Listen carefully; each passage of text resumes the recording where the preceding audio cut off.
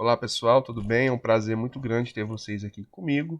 Para quem não me conhece, meu nome é José Neto, sou o professor que vai administrar para vocês a disciplina de agronegócio, certo? E vamos começar com a primeira parte, né, do curso, que é a disciplina de introdução ao agronegócio. Ela vai ser dividida em 4 módulos, certo? Sendo que primeiramente vamos começar com o módulo de gênese e desenvolvimento do agronegócio no Brasil. Mas para quem não me conhece, eu vou me apresentar um pouco. Meu nome é José Neto, como eu já falei. Sou técnico em agropecuária, bacharel em agronomia e mestre em agricultura pelo Instituto Federal Goiano Campos Morrinhos.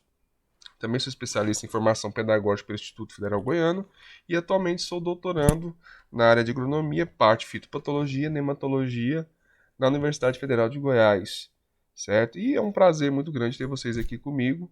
Então, cheguem mais e vamos aprender um pouco, ok? Então, como eu falei para vocês, hoje nós vamos começar sobre gênese e desenvolvimento do agronegócio no Brasil.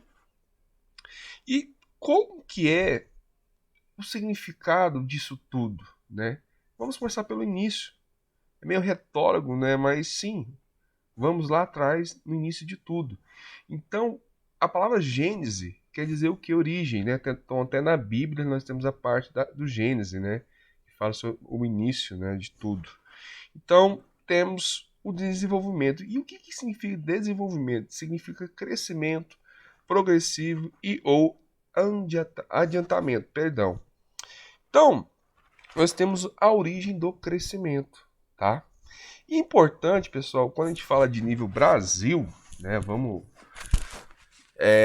tomar muito cuidado como a gente fala, porque antes da chegada dos europeus, mas antes da chegada dos europeus, o Brasil evoluiu, a América evoluiu com a chegada dos europeus. Bem, tinha pessoas aqui, né, que são os indígenas. Então, antes de 1500, já existiam comunidades muito evoluídas do ponto de vista cultural, do ponto de vista da agricultura, do ponto de vista linguística, tá?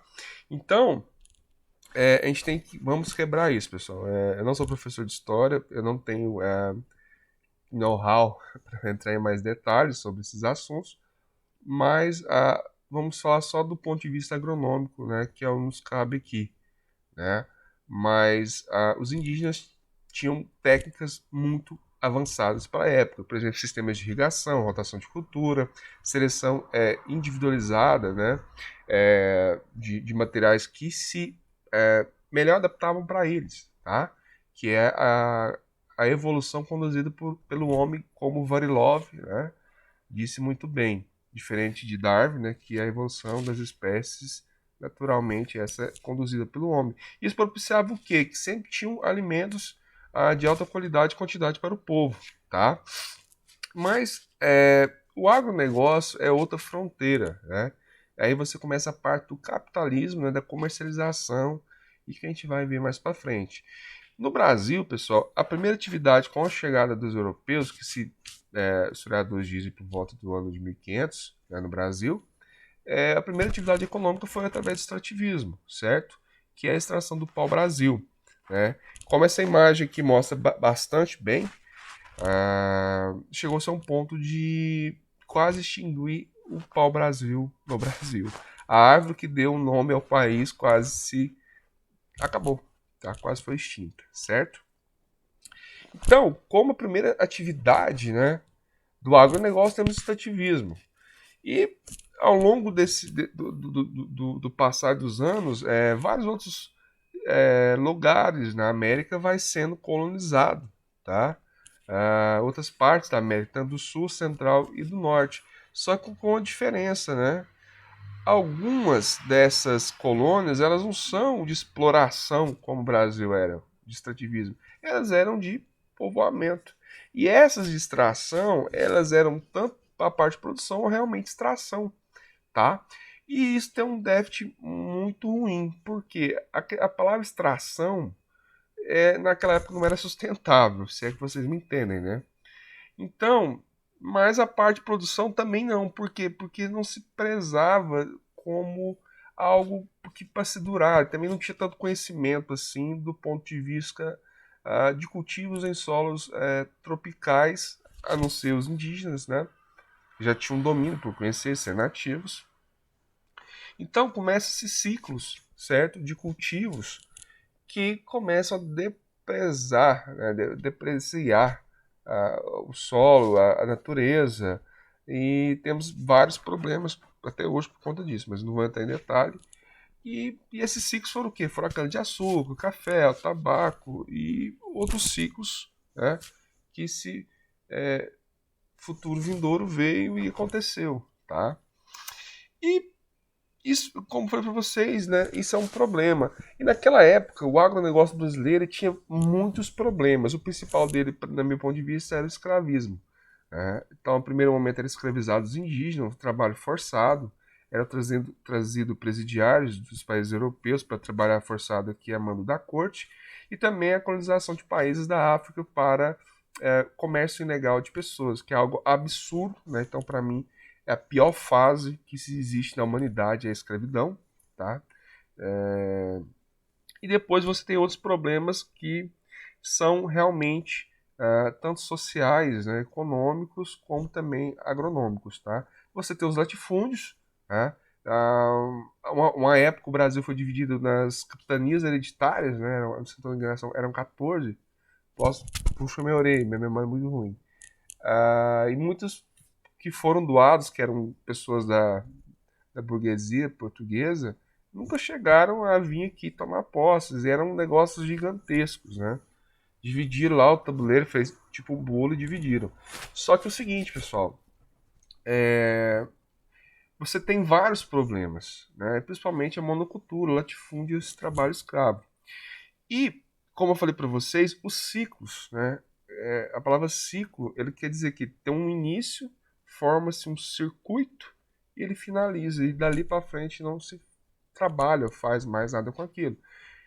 Então a gente tem uns ciclos. Então, e esses ciclos sempre foram naquele momento para alimentar o público consumidor, que no primeiro momento eram os países europeus, a burguesia, então a cana-com-açúcar, o café como bebida. A gente sabe que a cana, né? O centro de origem dela é a Índia, ali parte da Ásia, né? O café pro norte da Etiópia e pro norte da África, perdão, e um sul um pouco ali da Ásia, né? Dependendo da espécie do café, se é coffea arábica ou coffea canepa. E você tem as outras culturas, como tabaco, então, enfim, e depois eles começam a ter as rotas mercantis, né? Que até, diga-se de passagem, o Brasil foi descoberto acidentalmente, né? É, procurando o caminho das Índias por compra de especiarias, comercialização de especiarias, né? Daí que se deram o nome para os indígenas, nossos povos nativos, de índios, tá? Totalmente errado, né? Mas em denominação a índia. Mas essa grande mercantilização, né, que é as grandes navegações, fez um boom muito grande com a descoberta de terras altamente produtivas, grandes extensões, grande quantidade de água e com um território totalmente aberto ao mar, né? Possibilitava as exportações, certo? Então, aí sim, então, a gente tem um aquecimento do agronegócio, né, no berço no Brasil. Tá? Então, a palavra agronegócio, no dicionário Oxford Languages, né, dicionário Google, diz que é um conjunto de operações da cadeia produtiva do trabalho agropecuário até a comercialização. Então, o agronegócio é uma cadeia, pessoal. Não é algo isolado, né? Ele é desde o plantio, não, até antecede a compra da semente, o transporte dela, o semeio, todos os tratos culturais, todos os colheita, beneficiamento, armazenamento, transporte, até a chegada para você se alimentar, é o agronegócio, né? Tanto da parte direta ou indireta, tá? E o agronegócio, pessoal, vamos partir sempre a nível Brasil, para a gente não estender muito, ele sofreu grandes mudanças, né? Mas para a gente entender isso, a gente tem que ter um contexto de quê? De mundo, né? Um contexto de mundo. Por quê? Você pega um mundo durante a Primeira Guerra Mundial e a Segunda Guerra Mundial que isso aí mudou toda a era moderna, né, do século passado, por conta dos grandes desastres. Você tinha países, né, devastados que precisavam se reerguer. né? E como um país vai se reerguer, pessoal? Lógico, as pessoas precisam comer.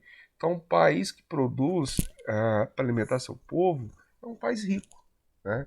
Então, até que o Brasil ele é conhecido como celeiro mundial, né? Mas a forma que esse celeiro está abrindo as portas, a gente vai começar a se questionar nesse curso, certo? Então, qual foi a primeira demanda para um país agrário, né, o agropecuário, na Primeira Guerra Mundial? O látex da seringueira. A seringueira é uma planta nativa do bioma Amazônia, tá? Então, a América do Norte, perdão, a parte norte do Brasil e um pouco, né, da América do Sul, mais para Bolívia, Venezuela, tem em sua maioria, né, a floresta amazônica, né, o bioma Amazônia. Então, era muito extenso a área de produção de seringueira. E teve um cara que tem até uma marca no nome dele até hoje, é criador de um sistema, que é o Fordismo, que era o Henry Ford, que viu no Brasil uma grande possibilidade de dinheiro, né? Um empresário veio para cá, para o Brasil, comprou terrenos aqui no Brasil, na região amazônica, formou uma cidade chamada Fordlândia e achou que ia arrebentar, né? Investiu dinheiro pesado para produzir latex, para atender essa demanda da guerra e é lógico para as suas fábricas também, né? Só que tudo com um fundamento bélico, né? Fazer componentes para atender essa demanda.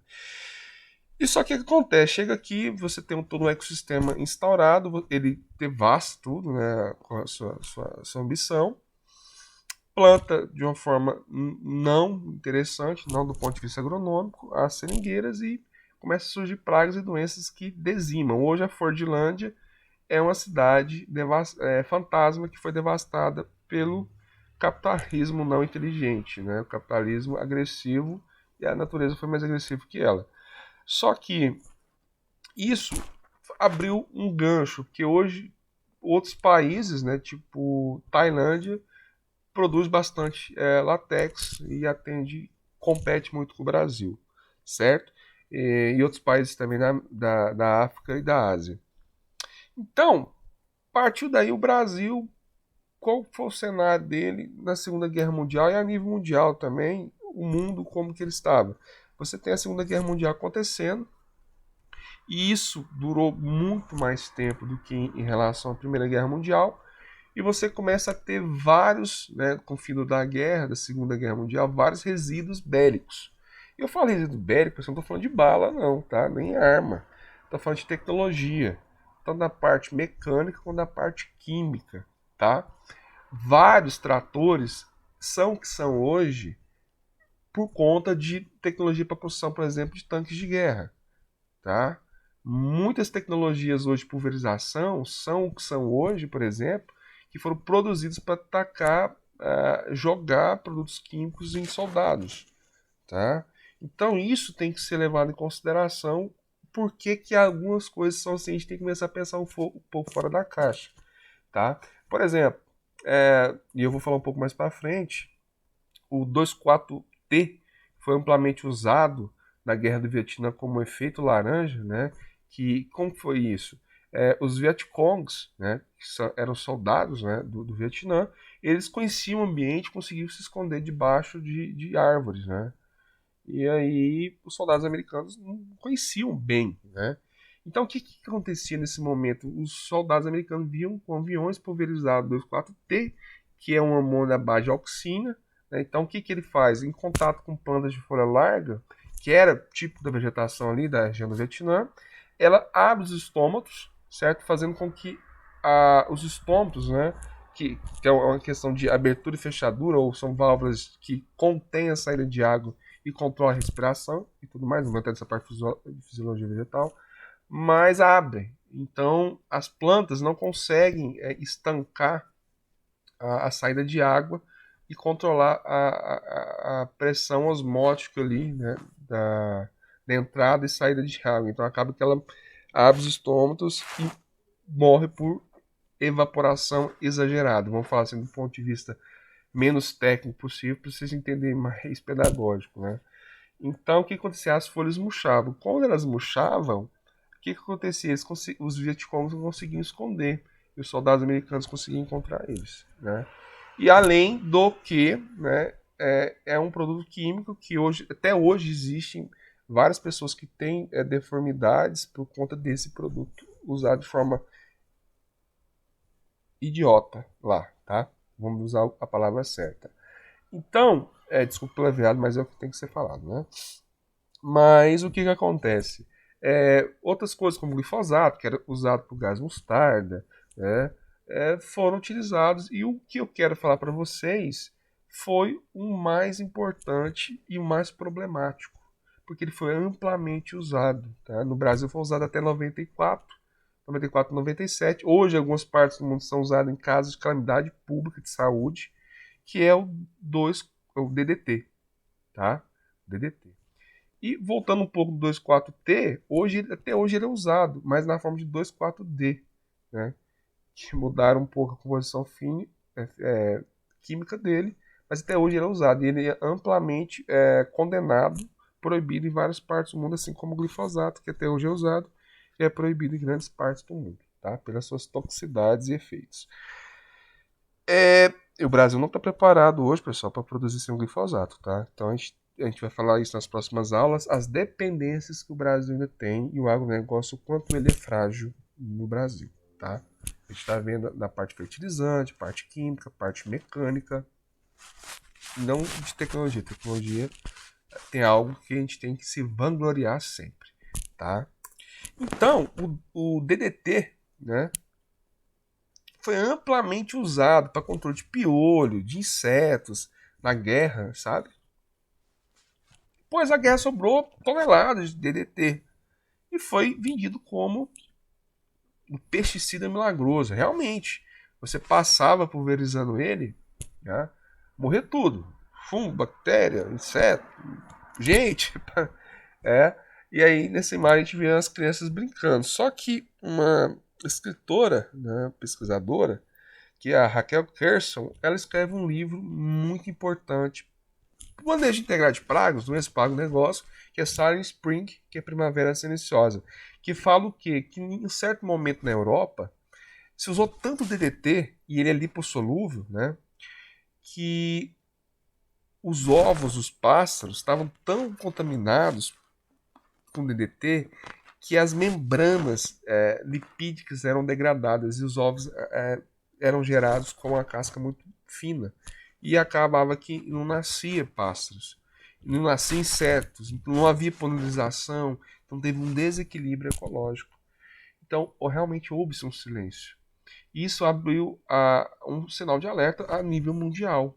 Algo está errado e algo está acontecendo, precisamos melhorar. Então, é montado comissões e é feito a famosa, né, Revolução Verde, que acontece a nível mundial em 1950, mas no Brasil só chega na década de 70 e eu vou dizer por quê. Então, a Revolução Verde era o quê? Uma série de pacotes tecnológicos na parte de tecnologia, de manejo, de sementes, de maquinário, de produtos, de técnicas de controle que foram implementados para aumentar a produção de alimentos. Porque o mundo estava crescendo de forma acelerada, né? É o famoso baby boom, né? Que é algo após qualquer catástrofe, a população, as populações tendem a seguir esse movimento dentro da como que eu vou dizer, dentro do seu reorganizamento ou reorganização populacional, tá?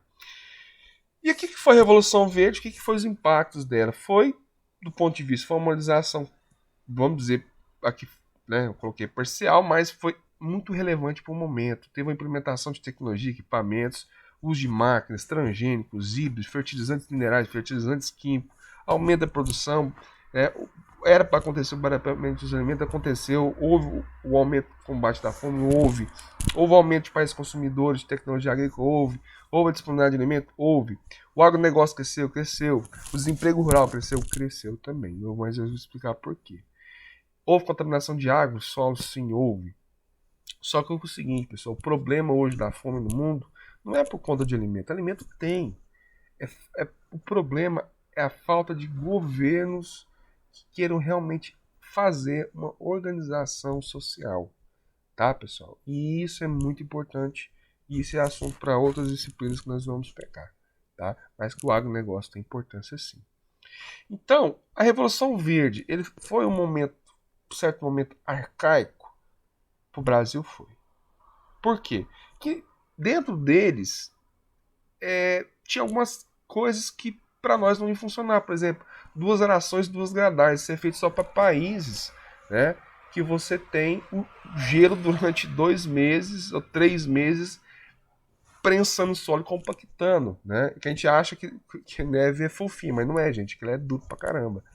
E isso no Brasil não era necessário. Era arcaico, sim, mas foi importantíssimo, tá? É arcaico no momento, mas foi importantíssimo. Por que foi arcaico? Porque seguiu o modelo europeu. Só que algo que temos que agradecer que surgiu na década de 70, que temos que respeitar, que foi a Embrapa. Pessoal, a Embrapa foi um marco revolucionário na agricultura brasileira e mundial. Porque a empresa brasileira de pesquisas agropecuárias, ela vem trazendo uma série de pessoas pensantes, cientistas, pesquisadores para alavancar o agronegócio brasileiro, tá? Orgulho mundial nosso. Então, quando a gente fala que o agro é tech, o agro é pop, o agro é tudo, pessoal, tome cuidado. Mas vamos fazer um negócio até o final do curso comigo. Vamos quebrar isso. Na colação de grau de vocês, na formatura de vocês, nós vamos falar o que realmente é. O agro é tech? É. O agro é pop? É. O agro é tudo? Não. Não. O agro só é tech, o agro só é pop, o agro só é tudo quando ele tem dentro dele uma produção sustentável, social, ambiental e econômica. Tá? Nós vamos falar sobre isso. Então, o agronegócio, pessoal, ele é um mercado altamente cíclico. O agronegócio ele faz parte, ele é um meio comercial. Assim como você tem o meio comercial mineral, você tem os mercados capitais, você tem. O agronegócio é um tipo de mercado. Né? E é um problema no agronegócio. E ele depende muito do preço dos commodities, tanto da parte de variação cambial, como também isso impacta no custo de produção. Tá? Então o Brasil está, a certo momento, intensificando muito, muito, muito, muito, muito mesmo o seu modo de produzir. Deixando de vender a soja para a China, que vai servir grande parte para ser ração de porco, e vendendo farelo já. Você está o quê? Deixando de vender um produto primário, vender um produto secundário, terciário, quaternário, mais agregado com valor melhor. Tá? Porque é o seguinte, pessoal, o Brasil não vende alimento, o Brasil vende água. Preste atenção nisso, tá? Mais para frente a gente fala por quê. Então, quando eu falo de ciclo, pessoal, olha aqui o preço do milho, o preço do arroz, o preço da soja, o preço do trigo. Eles têm uma variação e isso tem a ver com as relações de mercado, demanda e consumo. Relações políticas, relações internacionais que afetam as commodities. Né? Você tem também a questão da variação cambial. Olha os ciclos de alta e baixa do dólar. Tá? Então, o Brasil, pessoal, quando a gente fala de ciclos, né? Precisa desmatar, precisa isso. Não, gente, não precisa. Esse gráfico que mostra que o Brasil ele tem exportado bastante, mas também importa. Por que que importa? De acordo com o que a gente vai ver mais em outras disciplinas, que existe uma relação comercial. Se eu mando um container cheio de, por exemplo, batata para a China, se ele voltar vazio, vai ter um custo maior. Mas se eu trago ele cheio de algum produto, o custo diminui. Então, acaba que a gente importa para, vamos dizer assim, maneirar o custo de produção. Pois bem. Professor, mas temos que invadir a Amazônia, temos que invadir. Pessoal, é o seguinte: o Brasil, eu vou mostrar isso para vocês nas próximas aulas, que era suficiente para dobrar a produção. Tecnologia suficiente para quadruplicar a produção. Olha esse gráfico mostrando que a área plantada aumentou pouca coisa, cerca de 10% de 77 a 2018, enquanto que a produção saiu de 50 milhões para 250 bilhões de toneladas. Ou seja, houve um aumento de 5 vezes a quantidade produzida, tá? Então o problema não é a área tem demais. A área degradada por pastagem, mal utilizada, subutilizada, tem demais, tá bom? Por que a gente tem que preocupar com isso? Por conta do futuro, pessoal. Por conta do futuro, olha a projeção do aumento populacional. Esse levantamento foi feito em 2015 com projeção de 15 anos, ou seja, até 2030. A estimativa é que a população mundial cresça de 7,3 bilhões para 8,5 bilhões de pessoas. Mais de 1 bilhão e 200 mil pessoas. Isso é muita coisa, pessoal. E quem vai alimentar essas pessoas? Essas pessoas precisam de comida, tá? Precisam se alimentar, precisam ter uma segurança alimentar. E o Brasil é o que está aí, né? É o que tem, vamos falar assim, o market share desse tipo de mercado. Por quê? Porque é um país de cultura, de dimensões territoriais, uma diversidade ambiental gigantesca. Chuvas bem distribuídas, solo fértil, clima propício. Só que a gente tem as dependências por insumos, fertilizantes, né, agrotóxicos, tecnologia do ponto de vista de máquinas, implementos agrícolas, tá? E também temos um mercado crescendo, um mercado consciente, que eu admiro muito, um mercado que quer qualidade, quer praticidade, ele quer prazer ao comer, ele quer pensar na sustentabilidade, ele quer saber se o filho do funcionário da fazenda está tendo acesso à escola, se esse funcionário está tendo direito a férias, 13º, eles estão preocupados com isso, tá? Se ele tem seu fim de semana de descanso, se ele para realmente nas jornadas de trabalho, tá bom? E também a questão dos mercados, né, que antes eram nichos, agora são mercados, como vegano, a questão do orgânico, certo? E o Brasil, como eu falei para vocês, ele tem market share, que é a participação de mercado na soja, no café, no suco de laranja, no açúcar, nas proteínas animais, como carne de frango, carne de suína, carne bovina, a níveis estratosféricos, e isso cresce ano após ano, tá? E nas outras aulas a gente vai detalhar bastante sobre isso. E, pessoal, o mercado do agronegócio, ele é altamente competitivo e altamente revolucionário, tá? Daqui uns dias, pessoal, isso está acontecendo no futuro. Você vai pegar o seu celular e você vai pedir um alface de uma fazenda vertical que está a 2 quadras da sua casa, num container. Ela vai chegar para você 100%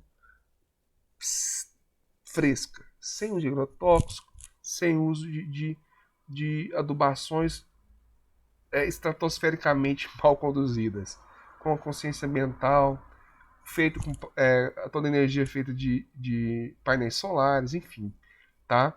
Então, pessoal, a gente tem que ser reativo do ponto de vista de buscar conhecimento sempre e ativo de sempre estar se atualizando. A gente não pode ser o inverso, reativo do que está acontecendo, aconteceu, nós vamos lá, e ser ativo em fazer nada. A gente tem que ser para frente. É para frente que se anda e a gente vai conseguir com esse curso.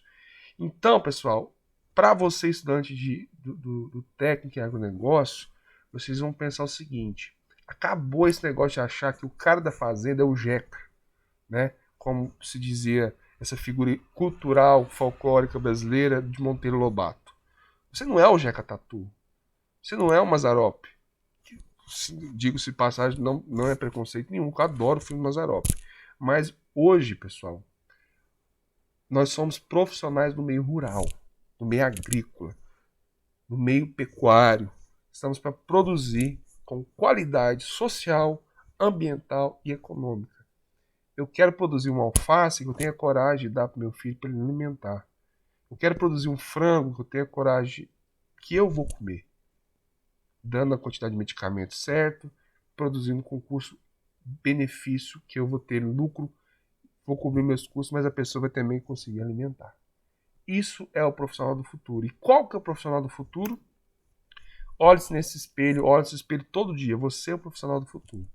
Então, é um prazer muito grande ter vocês aqui nessa aventura e vamos lá. Obrigado por tudo e até a próxima. Tchau, tchau.